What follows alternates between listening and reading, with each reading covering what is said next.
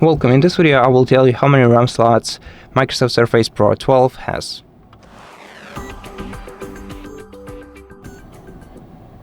So the quick answer to this question is 1, and it's integrated into this device's motherboard.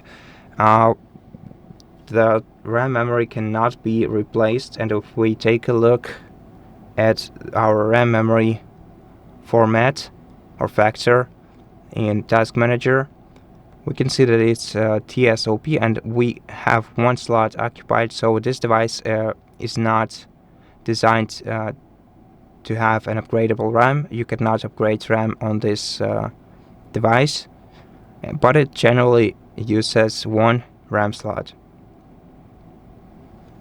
And that's it. Thank you for watching this video. If it helped you, please consider subscribing to our channel, leave us a like in the comment below, and I'll see you in the next one.